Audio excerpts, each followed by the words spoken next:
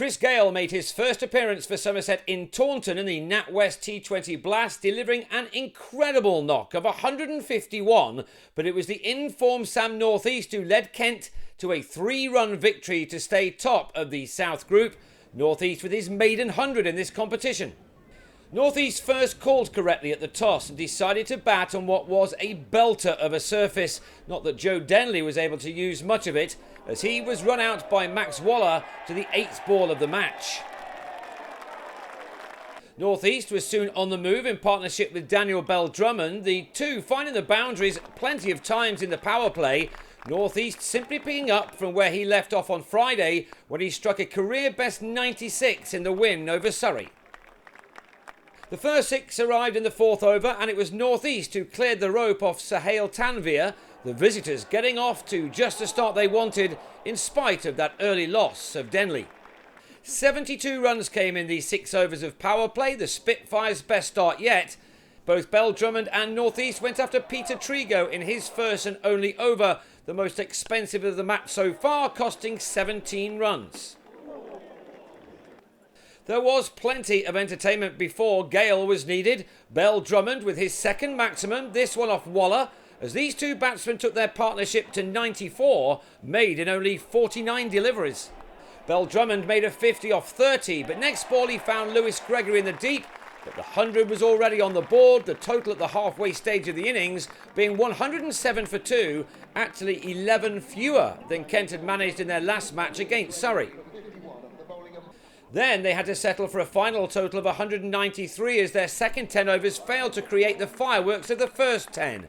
Not this time. Sam Billings, who made a brilliant 50 over ton on this ground last summer, was soon putting back to ball with North East, who'd made another 50 off 25 balls. The Kent captain was already well ahead of any other run scorer in this competition this year and was soon past 300 runs in 5 innings in this season's tournament. Alphonso Thomas tried 7 bowlers, but with North East in possibly the form of his life, not one of them could disturb the rhythm of his innings. Kent on their way to the best T20 total in their history. The third wicket partnership was another very good one, 80 runs being made off 40 deliveries. North East just missed out on 100 last time out, but this time he had plenty of time to get to the first of his career in this format. With 4 overs to go, he'd already amassed 95 runs, made out of a total of 185 for 2, the Spitfires' previous best being the 217 all-out they hit against Gloucestershire in Bristol 5 years ago. The 17th over was the one when Somerset threatened to fight back. Not only was Billings held by Thomas at deep mid-off Tanvir, but only 4 runs were scored, but a total of more than 200 was definitely on the cards in spite of that.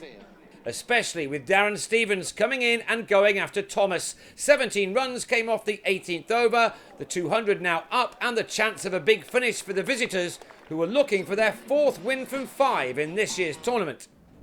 It was in the same over that North East got to his 100, a remarkable one filled with gorgeous shots. His 14th 4 to go with his 2 sixes, taking him to 3 figures off only 51 deliveries.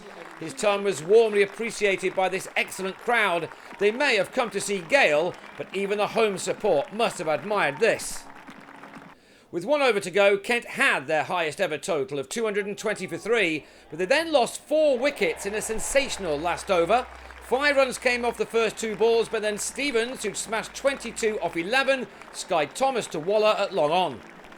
North East was now in desperate need to keep the strike for the final deliveries, and that led to the run out of Fabian Cowdrey before he'd even had a chance to face a ball. He would have minded one bit though, as his inspirational skipper was back on strike. But only for 1 more ball. Thomas bowled him as a 3rd wicket fell in 3 balls. It ended a fabulous knot which brought North East 114 runs off 58 balls with 16 4s and 2 6s. It was an innings filled with class. 4 wickets fell in the space of 4 legal deliveries. A wide was followed up by Matt Coles being bowled by Thomas, who ended with figures of 3 for 46 from his 4 overs. The Spitfires ending on a massive 227 for 7, Kent's biggest ever and the second highest total of this season. It meant that Gayle had plenty to do when he came out to bat with Marcus Trescothick, the latter lasting only 10 balls before he holed out to cover off Coles. Then 2 balls later, Trigo played the same bowler back onto his stumps as Somerset found themselves in early trouble on 23 for 2, 4 overs into their reply. But Gayle was still there. He took his side to victory over Essex on Friday with a 59-ball 92, but that was to turn out to be rather slow in comparison to what he was about to achieve here. He struck his first 6 off Callum Haggett and then really went after Stevens in the last of the power play overs. It read dot, 6-4, 6 dot and 4 as 20 runs took the total to 55 for 2 after 6 overs. Gayle just warming up by scoring 38 of them, and his 6s were, as you would expect, very large ones. A couple of quieter overs passed by, but then Gayle, just after being dropped by Denley, reached his second 50 for his new county of 29 balls with his 4th maximum. This is exactly why Somerset wanted Gayle to play for them, and just what almost everybody at the ground had paid to come and see. 2 of the next 3 deliveries from Cowdrey also cleared the rope as the West Indian legend began to really find his range. The pitch had been prepared for the batsmen to be able to play their shots, and Gayle was certainly doing that. 24 runs came off the 10th over, which meant that halfway through their chase, Somerset had 105 runs on the board for the loss of those 2 early wickets, and Gayle was on to 70 from 32 balls.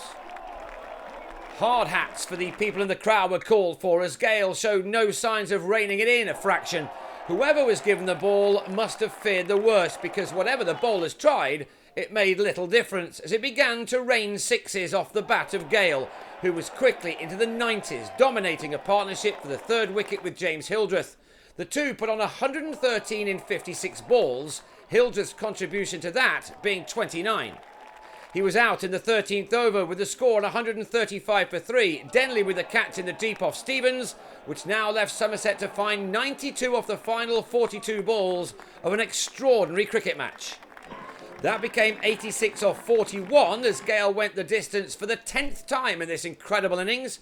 Suddenly, North East's amazing efforts were being dwarfed by the Jamaican, a man who once hit 175 by himself in a T20 match. His 100 arrived off his 45th delivery and Taunton went wild. Perhaps not even in their wildest dreams could they have hoped to see an innings like this one. Gayle had hit 10 6s and 6 4s to not only get to 3 figures in the 14th over of the match, but also give his side a real chance of pulling off a head-turning victory. This was, amazingly, his 15th T20 ton. It was becoming something of a one-man show. Jim Allenby had just hit a 6 himself, but was then bowled by Adam Riley next ball. With 4 overs remaining, the target was down to 59, and with Gayle in, that should be a breeze. Somerset struck an amazing 17 6s in their innings, Tom Cooper adding to the list before he gave Haggett a wicket.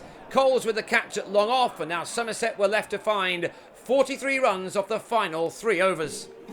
They managed only 2 in the 18th, Mitch Claydon again delivering a decisive spell just when it was needed for his side. The former Durham man is having an exceptional tournament with the ball, and his wicket of Lewis Gregory gave his side some breathing space. But hold on, 39 runs may have been needed off the last 10 deliveries, but Gayle was not finished yet by any means. The last 4 balls of Cole's last over went for 6, 4, 6 and another 6. Gayle seeing the ball as if it was the size of a planet by now. The fielders on the boundary's edge could do nothing more than watch the ball sail over their heads, several shots landing in the nearby churchyard or into the River Tone. This may be one of the smaller grounds that Gayle has played at, but many of his shots would have carried the distance at any ground in the world. Thanks to Gayle's sensational striking, 17 were wanted off the last over, but crucially, Gayle would start it at the non-striker's end. Claydon, who produced the fantastic figures of 2 for 23 from his 4 overs, as the rest of the bowlers were carted all over the park, removed Tanvir at the start of the last over. Coles with the catch in the deep, which crucially didn't allow the batsman to cross. Jamie Overton took a single and did get the strike back to his partner, but by now there was just too much even for a man of Gayle's talents to do. He finished the game off with a 6 which landed in the nearby river to end on 151 from 62 balls, the 3rd best score in domestic T20 cricket. Yet it was all in vain in the context of this magnificent match. Somerset ending on 224 for 7 to lose by 3 runs, but it was a day that few at the ground will ever forget. A fourth win from 5 now puts Kent 4 points clear at the top of the South Group, although they have played a couple more games than most of the chasing pack. They next take on Hampshire in Canterbury on Friday week.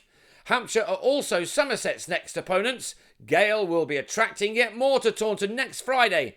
In spite of the Jamaican, Somerset have now lost 2 of their first 3 games.